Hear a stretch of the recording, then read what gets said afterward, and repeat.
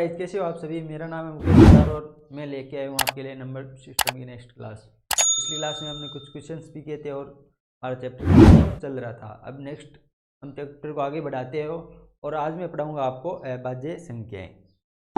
मैंने संख्याओं को नंबर में डिटेल में पढ़ा दिया है, लेकिन इस चैप्टर में कुछ रिलेटेड क्वेश्चन करेंगे अभाज्य संख्याओं से।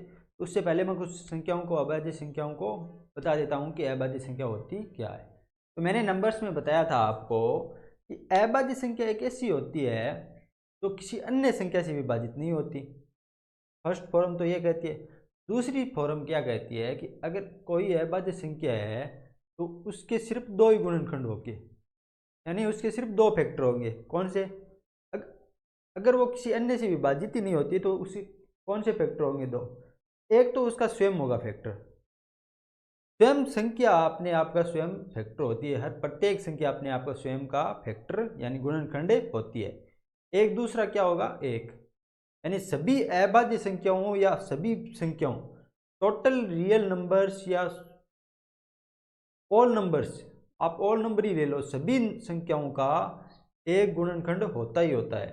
मतलब एक सभी संख्याओं का गुणनखंड होता है, इसमें कोई शक की बात नहीं है।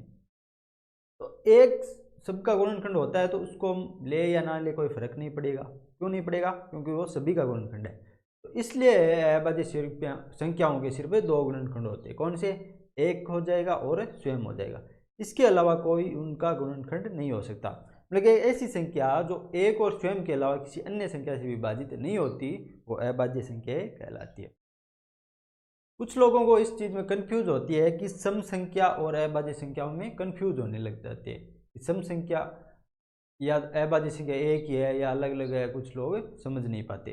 उनको मैं बता दूं कि सम संख्या तो एक ऐसी संख्या होती है जो ऑलवेज दो से विभाजित होती है, चाहे वो भाज्य हो या ना हो, ये मैटर नहीं करता। उसमें दो का फैक्टर तो ऑलवेज होगा, यानी हमेशा प्रेजेंट होगा दो का फैक्टर।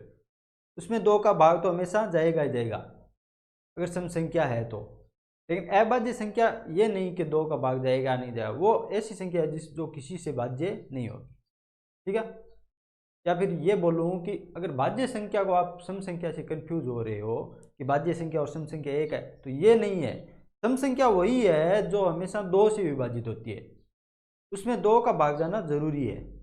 लेकिन भाज्य संख्या वह है जो किसी अन्य संख्या से भी विभाजित हो सकती है। जैसे 15 एक भाज्य संख्या है क्योंकि ये 3 और 5 दोनों से विभाजित है। लेकिन क्या ये सम संख्या है? नहीं है। क्यों नहीं है? क्योंकि इसमें दो का फैक्टर प्रेजेंट ही नहीं है। तो ऐसे आपको कंफ्यूज नहीं होना है कि दो एक सम संख्या है, चार एक सम संख्या है, दो और चार दोनों सम संख्या है। तो ये दोनों अभाज्य संख्या है या भाज्य? पता नहीं। क्यों नहीं पता? क्योंकि दो एक सम संख्या तो है, लेकिन ये कौन सी है? अभाज्य संख्या। ठीक है? चार एक सम संख्या है, लेकिन ये कौन सी है? ये भाज्य संख्या है।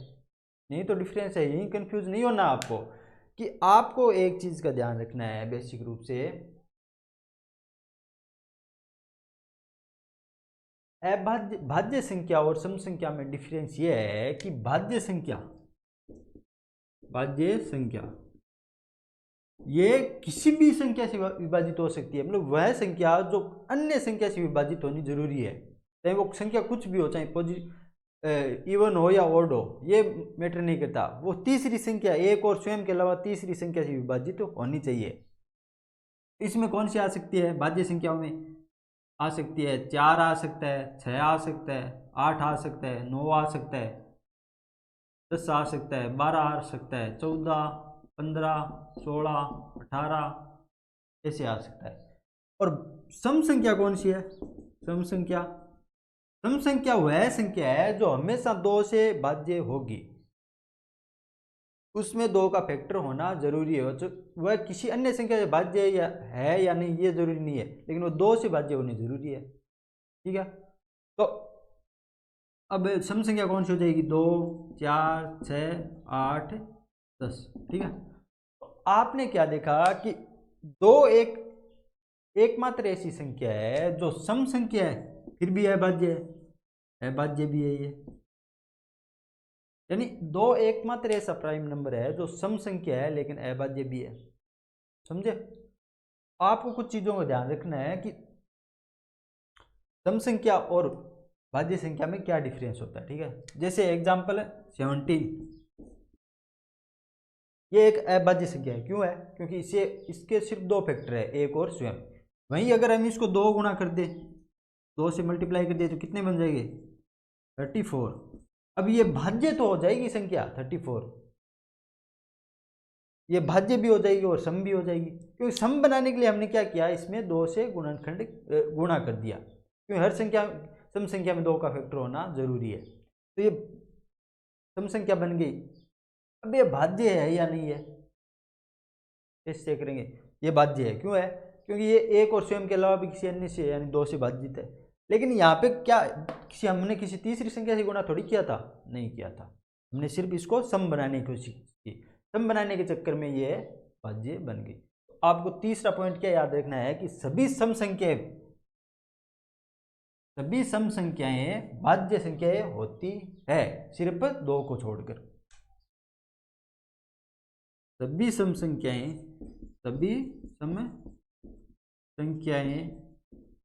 भाज्य होती है, सिर्फ 2 को छोड़कर, सिर्फ 2 को छोड़कर, ठीक है। कंफ्यूज क्लियर हुआ? भाज्य संख्या और अभाज्य संख्या में नहीं, भाज्य और सम संख्या में कंफ्यूजन क्लियर हुआ कुछ? कि सभी सम संख्या, जितनी भी सारी सम संख्या है, इवन नंबर है, वो सभी भाज्य भी होंगी, सिर्फ 2 को छोड़कर। 2 एकमात्र ऐसी संख्या है जो सम भी है लेकिन अभाज्य है, ठीक है। बाकी सभी सारी जो इवन नंबर है ना, वो चाहे किसी अन्य संख्या से विभाजित हो या ना हो, लेकिन वो भाज्य जरूर है, ठीक है। फिर क्या होता है कि सारी अभाज्य संख्याओं के बारे में आपने पढ़ा कि अभाज्य संख्या होती कौन सी? बेसिक रूप से वो संख्या होती है जो जिसके सिर्फ 2 फैक्टर हो, यानी वो एक और स्वयं के अलावा किसी अन्य संख्या से विभाजित ना हो। तो आपको इन 2 चीज़ों में कंफ्यूज नहीं होना है, ठीक है। समझ में आया? आगे बढ़ते हैं, पढ़ेंगे अभी अभाज्य संख्या। तो मैंने क्या बताया कि इनके सिर्फ 2 गुणनखंड पॉसिबल, सिर्फ 2 गुणनखंड पॉसिबल है यहाँ पे। कौन से? एक और स्वयं। फिर मैंने क्या बताया था नंबर्स में, जब मैंने पढ़ाया था कि अभाज्य संख्याएं किसी अन्य संख्या से विभाजित नहीं हो सकती, किसी अन्य संख्या से विभाजित नहीं हो सकती, विभाजित नहीं हो सकती। फिर मैंने क्या बताया था कि 1 से 100 तक कितनी अभाज्य संख्या है? 1 से 100 तक कितनी है? 25। 1 से 100 तक कितनी अभाज्य संख्या है? 25। इनका योग कितना है? इनका योग है 1060, यानी 1060, ठीक है। फिर मैंने क्या बताया था कि 1 से 50 तक कितनी है? 15। 50 से 100 तक कितनी है? 10, ठीक है। फिर मैंने क्या बताया था कि 2 एकमात्र ऐसी संख्या है जो सम भी है और अभाज्य भी है। बाकी 2 सम संख्या है वो सारी भाज्य है, लेकिन 2 एकमात्र ऐसी संख्या है जो सम भी है और अभाज्य भी है। फिर मैंने क्या बताया था? फिर मैंने क्या बताया था कि अगर, हाँ सॉरी, मैंने क्या बताया था कि 3, 5 और 7, यानी 3, 5 और 7 ये 3 संख्याओं के एकमात्र जोड़ा है जो 2 के अंतराल में आ रहा है। बाकी कोई संख्या ऐसी पॉसिबल नहीं है अभाज्य में जो 2 के अंतराल में आए, लेकिन ये एकमात्र जोड़ा है जो 2 के अंतराल में आ रहा है, ठीक है। समझे आप कुछ? तो हमें क्या पता चला कि अभाज्य संख्या कौन सी हो जाएगी? भी लिख देते हैं। अभाज्य संख्या हो जाएगी 2, 3, 4, सॉरी 2, 3, 5, 7, 11, 13, 17 से लेकर इन्फिनिटी तक, ठीक है। आपको ध्यान रखना है कि 2, 3, 5, 7, 11, 13, 17 ये ऐसे आगे इन्फिनिटी तक चलती रहेगी, ये सारी अभाज्य संख्या है। तो आपको एक तो इस चीज़ का बहुत मोस्ट ध्यान रखना है कि 2 एकमात्र ऐसी संख्या है जो सम भी है और अभाज्य भी है, बाकी सम संख्या अभाज्य नहीं है, ठीक है। तो अब मैं कुछ प्रॉपर्टीज बता देता हूँ आपको। अगर जब हम किसी अभाज्य संख्या को अभाज्य संख्या में जोड़ते हैं तो कौन सी संख्या आती है, यानी जब अभाज्य संख्या को अभाज्य प्लस अभाज्य तो क्या आता है, अगर अभाज्य संख्या को अभाज्य संख्या में जोड़े तो क्या आता है। तो एग्जाम्पल से समझ लो, मान लो अगर हमने 3 + 5 को जोड़ दिया, क्या आया हमारे पास आया 8। अगर 5 और +7 को जोड़ा, क्या आया 12 आया। 11 + 13 को जोड़ा, क्या आया 24 आया। मतलब अगर 2 के अलावा किन्हीं भी 2 अभाज्य संख्याओं को जब हम जोड़ेंगे तो हमारे पास एक सम संख्या होगी, यानी इवन नंबर होगा। सारे कौन से नंबर है, सम यानी इवन नंबर। तो मेरा कहने का क्या मतलब हुआ कि जब हम 2 के अलावा किन्हीं भी 2 को छोड़कर अन्य कोई भी 2 अभाज्य संख्याओं को जब हम जोड़ेंगे तो एक हमेशा एक इवन नंबर ही आएगा, चाहे कुछ भी ले लो आप, कुछ भी ले लो। लेकिन अगर हम वहीं 2 के साथ किसी अभाज्य संख्या को जोड़ेंगे, चाहे 3 को जोड़ दो 5 आ गया, चाहे 2 के साथ 7 को जोड़ दो, जब भी हम 2 के साथ किसी अभाज्य संख्या को जोड़ेंगे तो हमेशा ओड नंबर आएगा। क्या आएगा, ओड नंबर आएगा। तो बेसिक मेरे कहने का क्या मतलब हुआ कि ये सारी जो 2 के अलावा सभी अभाज्य संख्या है वो एक विषम संख्या भी है। समझ में आ रहा है, कहाँ से विषम संख्या है। तो प्रॉपर्टी क्या कहती है कि जब हम सम में विषम को जोड़ते हैं, 2 एकमात्र सम है बाकी विषम है, तो अगर हम सम में विषम को जोड़ते हैं तो हमारा आंसर भी विषम ही आएगा। कैसे, 2 + 3 5 आ गया, 2 + 7 9 आ गया, 2 + 14 सॉरी 15 19 21 आ गया, सारे विषम आ रहे। वहीं पे अगर हम विषम को विषम से जोड़े, विषम को विषम से जोड़े तो क्या आएगा, तो हमारे पास आएगा सम यानी इवन नंबर।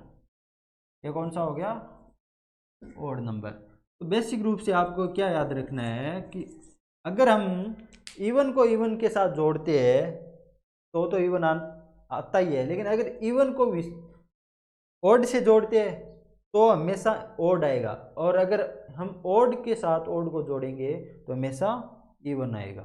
समझे कुछ। फिर मैं बोलूँ आपको कि अगर हम इन दोनों के साथ वापस से कोई इवन जोड़ दे तो क्या आएगा। फिर मैं कहता हूं कि अगर हमें 3 विषम संख्या दी जाए, विषम प्लस विषम प्लस विषम, ठीक है, तो इसमें क्या आएगा हमारे पास। तो जब हम 2 विषम को जोड़े तो हमारे पास सम आएगा। फिर ये जो सम बन गया, 2 विषम से जो सम बना, इवन बना, ये तो वही प्रॉपर्टी होगी ना वापस कि सम के साथ विषम। तो इस सम के साथ हम वापस विषम जोड़ रहे तो क्या आएगा हमारे पास, विषम आएगा। ठीक है। फिर अगर ये कह दे कि हम 3 किन्हीं संख्याओं को जोड़ रहे हैं और एक सम संख्या आ रही है, वो कैसे पॉसिबल है। मतलब आपको बोल दे कि हम 3 अभाज्य संख्याओं को जोड़ रहे हैं और एक सम संख्या आ रही है, क्या पॉसिबल है। हाँ पॉसिबल है, लेकिन सिर्फ एक कंडीशन में। कैसे, उन 3 अभाज्य संख्याओं में से विषम तभी पॉसिबल हो पाएगा जब में एक संख्या सम संख्या होगी, और सम संख्या कौन सी हमारे पास, 2। ठीक है। तो आप समझे क्वेश्चन क्या कह रहा है कि 3 अभाज्य संख्याओं का योग 74 है और इनमें से एक संख्या दूसरी से 10 से अधिक है, तो तीनों संख्याएं ज्ञात करो। तो अभी मैंने आपको क्या बताया था कि अगर किन्हीं 2 अभाज्य संख्याओं को जोड़ेंगे तो अगर उनमें से एक सम है और दूसरी विषम है तो क्या आएगा हमारे पास, रिजल्ट विषम आएगा। अगर हमें दोनों विषम संख्याओं को जोड़ रहे हैं तो हमारे पास रिजल्ट क्या आएगा, सम आएगा। अगर हम तीनों विषम संख्याओं को जोड़ रहे हैं तो हमारे पास रिजल्ट क्या आएगा, सम आएगा। लेकिन क्वेश्चन क्या कह रहा है कि 3 अभाज्य संख्याओं का योग 74 आ रहा है। 74 क्या है, 74 एक विषम संख्या है। तो क्या तीनों विषम अभाज्य संख्याओं का योग 74 आ सकता है, नहीं आ सकता। क्यों नहीं आ सकता, जब हम विषम को विषम से जोड़ेंगे, विषम प्लस विषम प्लस विषम, मैंने क्या बताया था कि दो विषम मिलकर क्या बन जाती है, एक सम। और जब वापिस से सम को विषम से जोड़ेंगे तो क्या आएगा, हमारे पास विषम आएगा आंसर। तो ये पॉसिबल हो सकता है, नहीं हो सकता। तो मैंने एक कंडीशन बताई थी कि ये तभी पॉसिबल हो सकता है कि जब हमारे पास तीन विषम संख्याओं को जब हम जोड़ रहे हैं तो उसमें से अगर एक सम संख्या है तो ही पॉसिबल होगा। कैसे, मान लिया हमने एक सम है प्लस दो विषम है, ठीक है, तो इन दोनों को मिलकर क्या हो जाएगा, सम। और जब सम संख्या के साथ सम संख्या को जोड़ेंगे तो एक सम संख्या आएगी, यानी इवन नंबर आएगा। तो क्वेश्चन में क्या कह रहा है कि तीन अभाज्य संख्याओं का योग 74 है। तो ये तभी पॉसिबल हो सकता है कि जब इन तीनों में से एक सम संख्या हो। और हमें पता है कि अभाज्य संख्याओं में एकमात्र सम संख्या कौन सी है, दो है। तो अभाज्य संख्याओं में सिर्फ एकमात्र सम संख्या कौन सी है, दो है। तो इन तीन संख्याओं में एक दो तो पॉसिबल होगा ही होगा, ठीक है। समझ में आया कि दो तो इन तीनों में से होना ही है। क्यों होना है, वरना अगर दो पॉसिबल नहीं, एक सम संख्या अगर नहीं होगी तो हमारे पास तीनों का योग इवन नहीं आएगा। यहाँ पे दूसरी कंडीशन आप बोलोगे सर 10 एक्स्ट्रा भी दे रहे हैं, तो वो 10 एक्स्ट्रा दे रहे हैं तो इनमें क्या बोल रहे हैं कि एक संख्या दूसरी से 10 से अधिक है।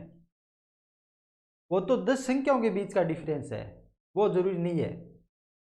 तो इसमें मेरे कहने का क्या मतलब हुआ, इस सम संख्याओं में एक तो इवन होगा ही होगा, और सारी अभाज्य संख्याओं में सिर्फ दो एकमात्र ऐसी संख्या है जो इवन है, बाकी कोई है ही नहीं। तो यानी क्या निष्कर्ष निकला कि इन तीनों संख्याओं में दो तो पॉसिबल होगा ही होगा। फिर दूसरी संख्या क्या होगी, तो दूसरी माना हमने मान लिया अक्स है, तो तीसरी क्या होगी। तो क्वेश्चन क्या कहता है, तो इनमें से एक संख्या दूसरी से 10 अधिक है। अब क्या इन दोनों का डिफरेंस 10 हो सकता है, नहीं हो सकता। क्यों नहीं होगा, क्योंकि अगर इन दोनों का डिफरेंस ये इससे 10 अधिक बनाएंगे तो ये 12 बन जाएगी एक्स की वैल्यू, और दूसरी तो हमारे पास सम संख्या 12 तो अभाज्य है ही नहीं। तो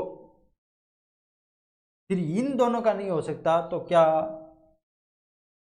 फिर तो डिफरेंस दोनों का किन का होगा, इसका और नेक्स्ट संख्या का। अगर ये अक्स है तो नेक्स्ट अगर 10 इससे 10 अधिक है तो कितनी हो जाएगी, अक्स प्लस 10 हो जाएगी। क्या अब भी इन दोनों का डिफरेंस 10 हो सकता है, होगा। तो हमने क्या देखा कि अगर हमारे पास तीनों संख्याओं का सम अगर इवन नंबर है तो हमारे पास एक तो सम संख्या होना जरूरी है। और अभाज्य संख्याओं में सम संख्या कौन सी है, दो, एकमात्र एक संख्या दो होगी, बाकी कौन सी हो जाएगी, एक्स और एक्स प्लस 10। अब इन तीनों का योग कितना आ रहा है हमारे पास, कितना आ रहा है 74। तो 2 प्लस एक्स और एक्स कितना हो जाएगा, 2x प्लस 10, इसकी वैल्यू कितनी आ जाएगी 74। तो 2x की वैल्यू कितनी आ जाएगी, 12 उधर गया तो कितना आ जाएगा 62। तो x की वैल्यू कितनी आ जाएगी 31। x की वैल्यू हमारे पास कितनी आ जाएगी 31। तो तीनों संख्या ज्ञात करनी है, तो संख्या कौन सी हो जाएगी, संख्या ये हो जाएगी हमारे पास, एक तो दो हो जाएगी, x की वैल्यू 31 आ रही है, तीसरी कौन जाएगी 10 अधिक है यानी 41। क्या ये तीनों संख्या अभाज्य है, हाँ सर है अभाज्य, दो भी है 31 भी है 41 भी है। इन दोनों का योग 74 हो रहा है, हाँ हो रहा है सर, कोई दिक्कत कोई समस्या, ओके। नेक्स्ट क्या कह रहा है, दो धनात्मक पूर्णांकों के वर्गों का अंतर 37 है, तो दोनों पूर्णांक ज्ञात करो। क्वेश्चन सेकंड क्या कहता है, दो धनात्मक यानी धन पूर्णांक है, पॉजिटिव इंटीजर है, कुछ भी हो सकता है। हमने क्या मान लिया, ए और बी है, दोनों पॉजिटिव इंटीजर है, के वर्गों का अंतर 37 है, तो दोनों पूर्णांक ज्ञात करो। मतलब ए स्क्वायर माइनस बी स्क्वायर, और इसमें हमने क्या माना, ए ग्रेटर देन बी, मतलब ए बी से बड़ा है, तभी इनका अंतर 37 यानी कि एक पॉजिटिव संख्या आ पाएगी। तो दोनों पूर्णांक ज्ञात करना, हमें ए और बी की वैल्यू ज्ञात करनी है। मैंने कल आपको पढ़ाया था कि अगर ए स्क्वायर माइनस बी स्क्वायर के क्या फैक्टर होते हैं, तो हमने क्या पढ़ाया था कि ए स्क्वायर माइनस बी स्क्वायर के फैक्टर होते हैं ए माइनस बी और ए प्लस बी। इसकी वैल्यू कितनी आ जाएगी 37। इससे हम क्या समझ रहे हैं कि यहाँ पे जो वैल्यू है वो किन्हीं दो संख्याओं, एक संख्या ये बन जाएगी और एक संख्या ये बन जाएगी। मतलब अगर यहाँ पे दो फैक्टर पॉसिबल हो रहे हैं तो यहाँ पे भी दो फैक्टर पॉसिबल होंगे, तभी ये हो सकता है। तो क्या 37 के दो फैक्टर पॉसिबल हो सकते हैं? तो मैंने क्या बताया था कि अगर 37 एक अभाज्य संख्या है, और मैंने क्या बताया था, प्रत्येक अभाज्य संख्या के दो फैक्टर होते हैं। कौन से होते हैं? एक और स्वयं। तो यहाँ पे क्या आ सकता है? एक और स्वयं। तो इन दोनों का ही जब हम प्रोडक्ट लेंगे तो ये हमारे पास आएगा 37, और इनके अलावा इसके कोई 37 के फैक्टर हो नहीं सकते। और यहाँ पे दो अगर संख्या दो फैक्टर में बन रही है तो यहाँ पे भी बनना जरूरी है। फिर हमने क्या देखा कि a minus b into a plus b का मान कितना आ जाएगा? 1 इंटू 37। तो क्या इसमें a प्लस बी 31 हो सकता है? नहीं हो सकता। क्यों नहीं हो सकता? यहाँ पे दोनों पॉजिटिव है हमारे पास। अगर दोनों पॉजिटिव इंटीजर है और उनका दोनों का योग कर रहे हैं तो योग कम कैसे आ सकता है जहाँ अंतर से? जब a ग्रेटर देन b है तो इन दोनों का अंतर करेंगे वो तो इस योग से कम ही आएगा। तो हमने क्या पता चला कि a माइनस बी की वैल्यू हमारे पास कितनी आ जाएगी? 1, और a प्लस बी की वैल्यू हमारे पास कितनी आ जाएगी? 7। समझ में आया कैसे आया? कि अगर दो संख्या हमारे पास, हमने क्या मान ली? a और b, जहाँ पे हमने क्या माना कि a ग्रेटर देन b है। फिर क्वेश्चन क्या कह रहा है कि दो धनात्मक पूर्णांकों के वर्गों का अंतर कितना है? 37। जब हमने इसका स्क्वायर का डिफरेंस निकाला तो 37 आ रहा है। तो हमने कल पढ़ा हुआ है कि ए स्क्वायर माइनस बी स्क्वायर के दो फैक्टर होते हैं। कौन से होते हैं? ए माइनस बी और ए प्लस बी। जब यहाँ पे दो, इस साइड में दोनों फैक्टर पॉसिबल है तो यहाँ पे भी दो पॉसिबल होंगे। लेकिन 37 एक प्राइम नंबर है, और प्राइम नंबर के सिर्फ दो ही फैक्टर हो सकते हैं। कौन से हो सकते हैं? एक और स्वयं। इसके अलावा कोई फैक्टर हो नहीं सकता। अगर इन दोनों फैक्टर का अगर गुणनफल अगर इन दोनों के गुणनफल के बराबर है तो ये तभी पॉसिबल हो सकता है जब a माइनस बी की वैल्यू 1 हो और a प्लस बी की वैल्यू 37 हो। समझ में आया? तो अब हमारे पास दो इक्वेशन आ गई, इक्वेशन 1 और इक्वेशन 2। तो क्या इनसे a और b का मान ज्ञात कर सकते हैं? इन दोनों को जोड़ेंगे तो ये कैंसिल हो जाएगा। 2a की वैल्यू कितनी आ जाएगी? 38। तो यहाँ से a की वैल्यू कितनी आ जाएगी? 19 आ जाएगी। जब a प्लस बी की वैल्यू हमारे पास 37 है और a की वैल्यू 19 है तो b की वैल्यू कितनी आ जाएगी? 37 माइनस 19। b की वैल्यू कितनी आ जाएगी? ये आ जाएगी 18, और a की वैल्यू कितनी हो जाएगी? 19। समझ में आया क्वेश्चन? बहुत अच्छा क्वेश्चन था, थोड़ा दिमाग वाला। ये दोनों क्वेश्चन, पिछला क्वेश्चन और पहला क्वेश्चन, मैंने थोड़ा आप सोचोगे तो कर पाओगे, वरना आप नहीं कर पाओगे, सोचते ही रह जाओगे। तो समझ में आया? कोई दिक्कत, कोई प्रॉब्लम?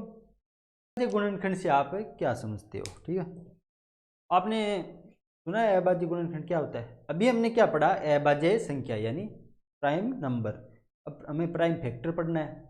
तो अभाज्य गुणनखंड भी एक ऐसी संख्या होती है अभाज्य संख्या की तरह, जो मतलब जब हम किसी संख्या के फैक्टर लेते हैं और तब जब तक हम फैक्टर लेते रहते हैं तब तक एक ऐसी संख्या प्राप्त ना हो जाए फैक्टर में जिसके वापस फैक्टर ना हो सके। ठीक है, मतलब अभाज्य संख्या क्या होती है? एक ऐसी संख्या जो किसी अन्य संख्या से डिवाइड ना हो सके। और अभाज्य फैक्टर ऐसे फैक्टर होता है जो लास्ट में अपने आप में एक ऐसी संख्या बन जाए जिसके फैक्टर होना इम्पॉसिबल हो। क्वेश्चन क्या कहता है कि सॉरी, अगर n की वैल्यू a की पावर x इंटू बी की पावर x इंटू, अगर n बराबर है a की पावर x इंटू बी की पावर x तो c की पावर z हो, तो इसके n जहाँ पे एक क्या है? संख्या है, यानी एक नंबर है। तो n के अभाज्य गुणनखंड क्या हो जाएंगे? उनका योग क्या होगा? अभाज्य गुणनखंडों का योग क्या होगा? तो गुणनखंडों की संख्या क्या हो जाएगी? संख्या हो जाएगी x plus y plus z. कैसे हुआ? समझे कुछ कैसे हुआ? तो मैं आपको एग्जांपल से समझा सकता हूँ। आप मान लो मेरे पास संख्या है 20, तो 20 के अभाज्य गुणनखंड क्या हो जाएंगे? 20 हो जाएंगे। जब हम 2 में देंगे, ठीक है, जाएगा 10 आएगा, वापस 2 में देंगे 5 आएगा, फिर नहीं जाएगा। तो हमने क्या निकाला? 2 की पावर 2 इंटू 5 की पावर 1। तो अब हमारे पास एक ऐसा वैल्यू आ गई जो आगे जिसके फैक्टर वापस फैक्टर में नहीं टूट सकते, मतलब 2 के एक ऐसी वैल्यू है, एक अभाज्य संख्या है। ऐसी रूप से आप समझ लेना कि अभाज्य संख्याओं के फैक्टर का मतलब क्या है कि उसके फैक्टर अभाज्य हो जाएं। तो यहाँ पे अब जो ये संख्या बन रही है वो एक अभाज्य संख्या है, यानी प्राइम नंबर है। अब इसके वापस फैक्टर नहीं हो सकते। तो हमने क्या देखा कि 20 को जब हम फैक्टर में बदल रहे हैं तो ये 2 की पावर 2 और 5 की पावर 1 के बाद में जाके इसका फैक्टर बनाना इम्पॉसिबल हो गया। तो जब इसका फैक्टर बनाना इम्पॉसिबल हो गया तो इसके कुल फैक्टर बने कितने? तो हमने क्या देखा था? एक फैक्टर ये हो गया, एक ही फैक्टर ये हो गया, एक फैक्टर ये हो गया। कुल कितने फैक्टर बने हमारे पास? हमारे पास अभाज्य संख्या कुल के कितने फैक्टर बने? 1 2 3। तो यहाँ पर कितने आ जाएगा? 3। और हमने क्या दिखा था? ए की पावर एक्स इंटू बी की पावर वाई इंटू सी की पावर जेड, जब इसके फैक्टर हो तो आंसर कितना हो जाएगा? 2 की पावर 2 और 5 की पावर 1, यानी इसकी वैल्यू यहाँ पे क्या आ रही है? 2 + 1, ये भी 3 आ रही है। समझे आप कुछ? वो लेते हैं जब हम उसके फैक्टर बनाते हैं, जैसे मैं एग्जांपल के ले लूँ 60, हम फैक्टर कैसे बनाएंगे? कि गुणनखंड बनाएंगे। कैसे बनाएंगे? जैसे इसमें पहले हम 2 का भाग देंगे। फैक्टर बनाने के लिए क्या करते हैं? सबसे पहले छोटी संख्या का भाग देते हैं, अगर वो जाती है या नहीं जाती। तो जाएगी 2 से, वापस 30 बन रहा है, या 30 जाएगी 2 से? हाँ जाएगी, सिर्फ 2 से वापस 2 बार। फिर 15 आ गया। अब 15 क्या जाएगी 2 से? नहीं जाएगी। तो 15 2 के बाद में किससे डिविजिबल है? 3 से। हाँ 3 से है सर। क्या 3 से वापस जा रही है? 3 से डिविजिबल 15 को करने के बाद 5 आ गया, तो ये नहीं जा रही। अब 5 किससे डिविजिबल है? 4 से है? नहीं है। 5 से? हाँ है। कितनी बार है? तो जब हमने 60 के फैक्टर बनाए तो हमारे पास क्या फैक्टर आ गए? 2 into 3 into 2 into 2 into 3 into 5। ठीक है। तो अभाज्य गुणनखंडों का मतलब क्या है कि हमारे पास फैक्टर में अभाज्य संख्या आ जानी चाहिए। अभाज्य संख्या मतलब अब इनको क्या वापस फैक्टर तोड़ सकते हैं? नहीं तोड़ सकते। ये मिनिमम फैक्टर बन गया है, एक ऐसी फैक्टर बन गया है जिनको ब्रेक करना अब इम्पॉसिबल है। जब इनको ब्रेक करना इम्पॉसिबल है तो एक अभाज्य गुणनखंड बन गए, यानी प्राइम फैक्टर बन गए। जब ये प्राइम फैक्टर बन गए हैं तो हमें क्या बचा है? प्राइम फैक्टर का योग बताओ। इसमें कितने प्राइम फैक्टर बन रहे हैं 60 में? 1 2 3 और 4, यानी 4 प्राइम फैक्टर इसके पॉसिबल है। तो इनका योग कितना हो जाएगा? 4। दूसरी चीज, अब हमने इस संख्या को एक बेसिक फॉर्म बना ली। कैसे? 2 की पावर 2 इंटू 3 की पावर 1 इंटू 5 की पावर 1। हमारे पास एक ऐसी संख्या है जहाँ पे 2, तो इसका फैक्टर 2 है, वो 2 बार आ रहा है। 3 यहाँ पे 1 बार आ रहा है और 5 1 बार आ रहा है। यानी इसी संख्या को हम जब इस रूप में भी लिख सकते हैं। इसके फैक्टर करना पॉसिबल है, लेकिन एक जो मिनिमम अभाज्य संख्या फैक्टर है वो हम इस प्रकार लिख सकते हैं। जब हम इसको इस प्रकार लिख सकते हैं तो मैंने क्या बताया था कि n की वैल्यू जब a की पावर x इंटू बी की पावर y इंटू सी की पावर z, तो यहाँ पे फैक्टर क्या हो जाएंगे? यहाँ पे हो जाएंगे x plus y plus z, 2 + 1 + 1 क्या हो जाएगा? 4 आ गया। समझ में आया? तो ये इसी का बेसिक रूप है। हम ये और ये क्यों ले रहे हैं? ये इसलिए ले रहे हैं कि आंसर तो इससे भी निकलेगा, लेकिन क्या होता है कि जब संख्या बहुत बड़ी हो जाती है तो हम उनको इस प्रकार लिखने नहीं बैठ सकते, या फिर इस प्रकार नहीं निकाल पाएंगे, बहुत टाइम जाएगा। तो ये बेसिक फॉर्म है संख्या बनाने का। या फिर हमें संख्या इस रूप में दी जाएगी और पूछ लेगा इसके फैक्टर बताओ। ठीक है। तो आप क्या समझे कि अभाज्य गुणनखंडों से क्या मतलब है कि संख्या को जब हम फैक्टर में डिवाइड करते हैं तो एक फैक्टर वो संख्या प्राप्त होनी चाहिए जो अभाज्य है, उसके बाद उनका फैक्टर वापस बनाना इम्पॉसिबल हो। उनका योग ही, सॉरी, उनकी संख्या ही अभाज्य गुणनखंडों की संख्या हो। ठीक है। क्वेश्चन कह रहा है कि 50 की पावर 22 इंटू 35 की पावर 10 इंटू 32 की पावर 18 इंटू 36 की पावर 23 के अभाज्य गुणनखंडों की संख्या बताओ। क्वेश्चन क्या कह रहा है? 15 की पावर 22 35 की पावर 10 इंटू 32 की पावर 18 इंटू 36 की पावर 23। इसके अभाज्य गुणनखंड होगी, यानी प्राइम फैक्टर की हमें संख्या बतानी कितनी है। तो क्या ये एक प्राइम फैक्टर है? नहीं है सर। क्यों नहीं है? कि इसको वापस फैक्टर्स में ब्रेक किया जा सकता है। करते हैं हम ब्रेक। तो 50 की फैक्टर क्या बन रही है? पहले हम 2 से भाग देंगे, फिर 25 आया। 25 और किसी से नहीं है, 5 से है, इंटू 5 से, इसकी पावर 22 हो गई। 35 का फैक्टर क्या हो जाएगा? 35 का फैक्टर होगा 5 इंटू 7 की पावर 10 गुणा 32 के फैक्टर क्या होंगे? 32 के एक ऐसी संख्या है तो सिर्फ 2 से मल्टीपल है, कितनी बार? 5 टाइम्स। तो इसके फैक्टर क्या हो जाएंगे? 2 into 2 into 2 into 2 into 2 into की पावर इंटू 36 क्या है? 36 में हम 2 से जा सकता है, हाँ 18 आ जाएगा। फिर वापस 2 से जाएगा 9 आ जाएगा, फिर 3 से जाएगा और 3 से जाएगा, इसकी पावर कितनी आ गई? 23। अब हमारे पास इतने प्राइम फैक्टर पॉसिबल हो सकते हैं, ठीक है। तो हमने क्या देखा, अब हम अलग अलग प्राइम फैक्टर को एक साथ कर लेंगे। कैसे? हमारे पास 2 क्या कितने फैक्टर है? यहाँ पे 22 है, तो 2 ले लेंगे। 2 के कितने फैक्टर हो गए? 22 यहाँ पे हो गए। यहाँ पे कितने हैं 2 के फैक्टर? 1 2 3 4 5, मतलब हर 500 नंबर के 18 फैक्टर है। तो कुल कितने हो जाएंगे? 5 इंटू 18 प्लस यहाँ पे 2 के कितने फैक्टर है?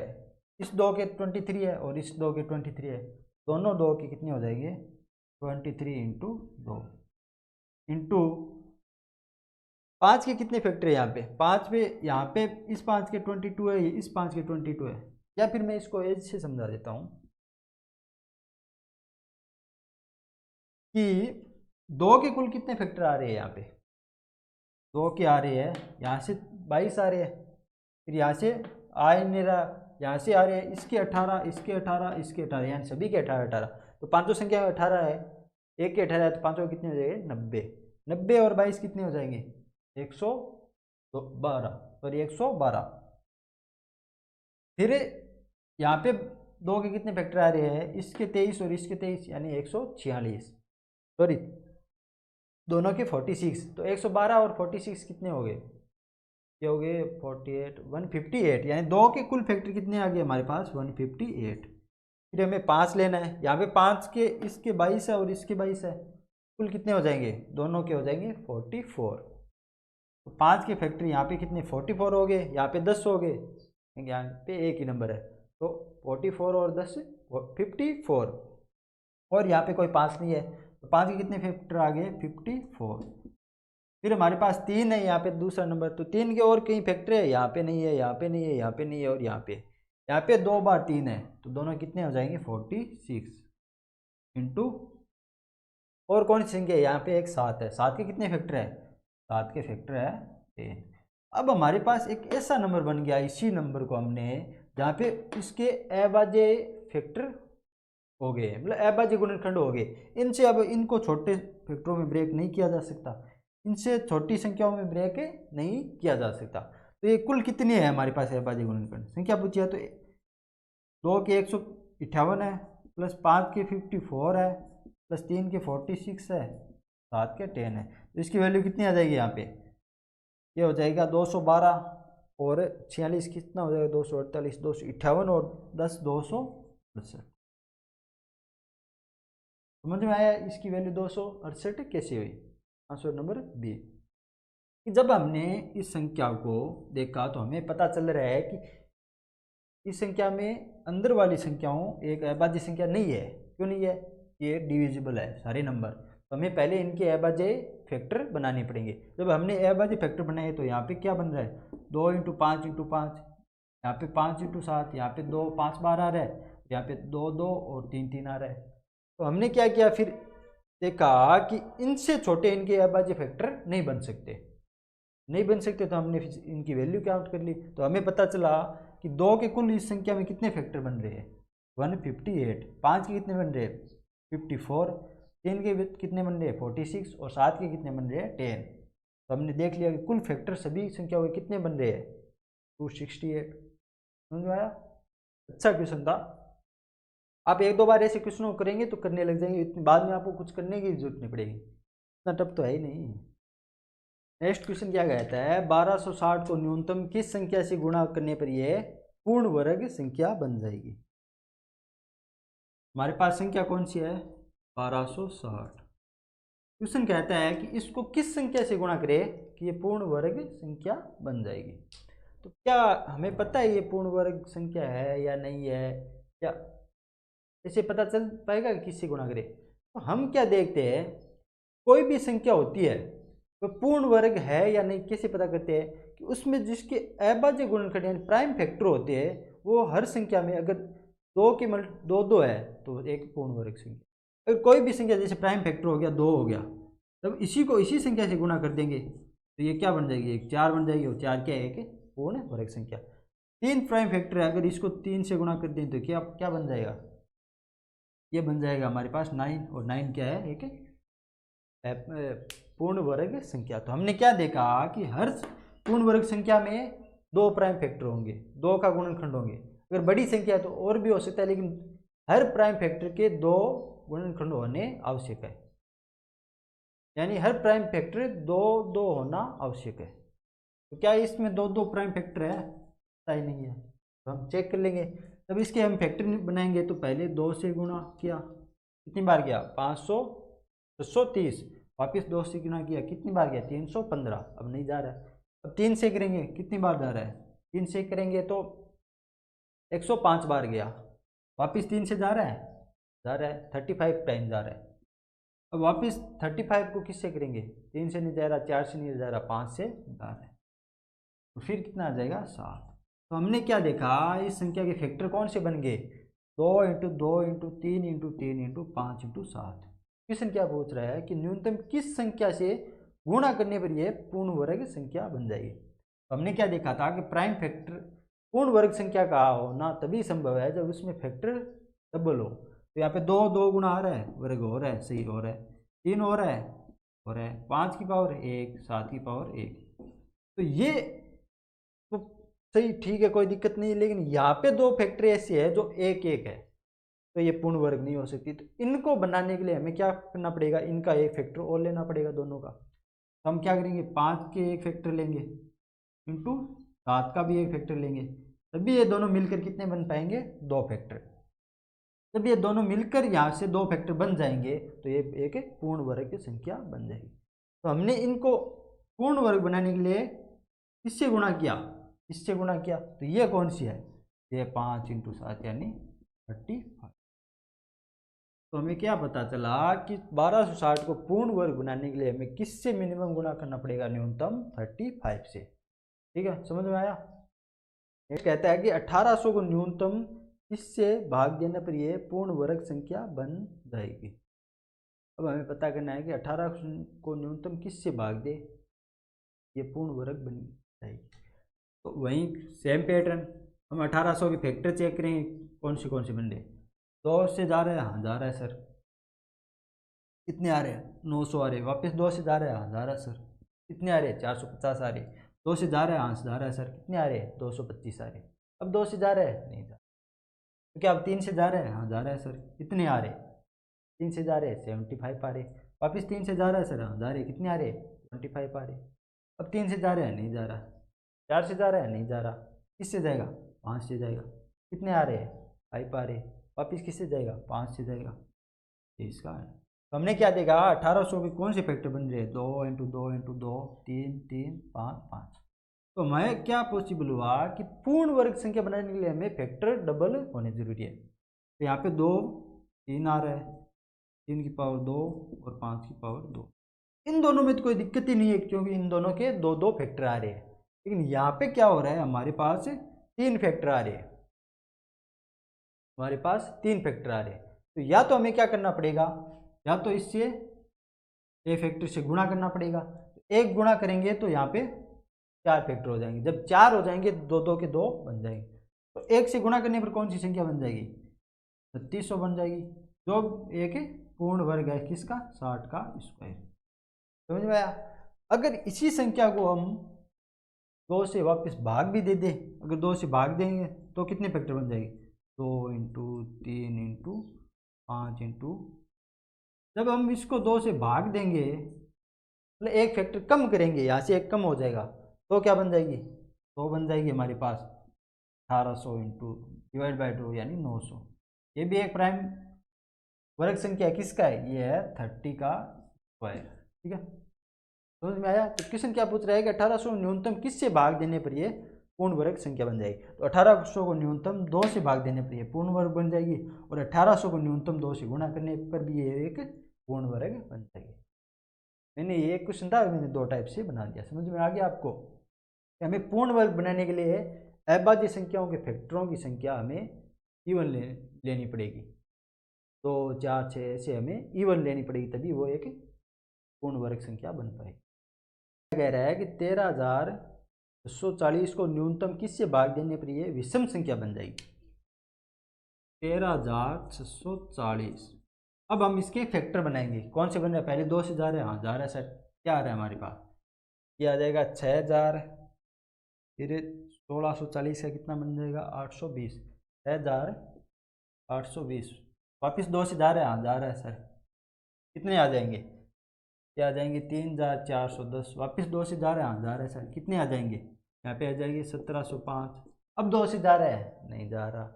3 से जा रहा है, 5 3 15 20 18 और 25, नहीं जा रहा। 4 से जा रहा है, नहीं जा रहा। 5 से जा रहा है, हाँ 5 से तो जा रहा है। कितनी बार जा रहा है यहाँ पे, 5 से गया ये 3 20 4 और 1 341, 341।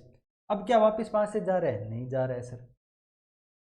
तो किस से जा रहा है ये, अभी 3 से जा रहा है, तो 3 से तो पहले नहीं जा रहा, तो अभी क्या जाएगा, 7 से जा रहा है, नहीं जा रहा। तो क्या 8 से जा रहा है, नहीं जा रहा। 9 से जा रहा है, 9 3 27 और कितने हो गए 71, नहीं जा सकता। तो क्या 11 से जा रहा है, हाँ जा रहा है सर। 11 से जा रहा है, तो 11 से एक बार भागिए, 33 बचा 1 31। अब क्या ये किसी और संख्या से विभाजित है, नहीं है। यहाँ पे क्या आ जाएगा 31। तो ये 13,640 एक ऐसी संख्या है जिसके फैक्टर हमें क्या पता चल रहे हैं, 2 इंटू 2 इंटू 2 5 इंटू 11 इंटू 33 31। तो क्वेश्चन क्या कह रहा है कि न्यूनतम किस से भाग दे ये फिर एक विषम संख्या बन जाएगी। तो जब हमें पता है कि विषम संख्या क्या होता है, कि एक ऐसा नंबर होता है जो जिसमें 2 का मल्टीपल प्रेजेंट नहीं होता। 2 का गुणनखंड अगर किसी संख्या में प्रेजेंट नहीं है तो विषम संख्या है, वो चाहे भाज्य हो या ना हो। तो इस संख्या में क्या हो रहा है, तो इसमें पहली बार तो ये हो रहा है कि यहाँ पे 2 के 3 मल्टीपल मौजूद है, 2 के 3 गुणनखंड मौजूद है। तो संख्या है क्या, 2 की पावर 3, 5 की पावर 1 तो 11 की पावर 1 इंटू 31 की पावर 1। इनके अलावा जो भी यहाँ पे इसके फैक्टर है वो सारे एक अभाज्य संख्या यानी प्राइम नंबर है। अब जब हम प्राइम नंबर को हम गुणा करते हैं आपसरी में, तो प्राइम नंबर को अगर गुणा करते हैं, अगर उसमें 2 प्राइम नंबर नहीं है तो वो भी एक गुणनफल इनका विषम संख्या ही आएगा। जब तक 2 प्राइम नंबर अगर किसी संख्या में गुणा के रूप में नहीं है और बाकी सभी प्राइम नंबर का हम गुणा कर रहे हैं, तो वो कौन सी आएगी, एक विषम संख्या आएगी। इसे विषम संख्या बनाने के लिए हमें क्या करना पड़ेगा, 2 का जो फैक्टर है उसे हटाना पड़ेगा, क्योंकि विषम संख्या एक ऐसी संख्या है उसमें 2 का फैक्टर पॉसिबल है ही नहीं। तो इसे हम 2 का फैक्टर हटाने के लिए क्या करना पड़ेगा, यहाँ पे 2 के फैक्टर से डिवाइड करेंगे। जब हम 13,640 को 2 का फैक्टर कितना हो गया, इससे अगर हम भाग दे देंगे तो यहाँ पे अगर हम भाग देंगे तो यहाँ से कट जाएगा और एक विषम संख्या बन जाएगी। तो इसमें हमें इसका भाग देना पड़ेगा। तो इसमें किसका भाग देना पड़ेगा, 240/8। यहाँ पर आंसर क्या आ जाएगा, यहाँ पे आ जाएगा, जब हमने इससे 8 से काटा था हमारे पास कितनी बच रही थी, 1705। तो ये हमारे पास विषम संख्या आ गई है, इसमें 2 का मल्टीपल प्रेजेंट नहीं है। तो ये विषम आ गई है। तो हमने क्या देखा कि हमें न्यूनतम किस संख्या से भाग देना पड़ेगा, तो हमें न्यूनतम 8 से भाग देना पड़ेगा। समझ में आया क्वेश्चन, बहुत अच्छा क्वेश्चन था वैसे। चलो ठीक है, फिर आगे बढ़ते हैं। ओके स्टूडेंट्स, बाकी सब मैं नेक्स्ट क्लास में कराऊंगा। ये अब थोड़ी देर में तो ये समझ में आएगा नहीं गुणनखंड और भाजक के बारे में। नेक्स्ट क्लास में इसको अच्छे से पढ़ेंगे और तैयारी भी अच्छे लेवल पे ले जाएंगे।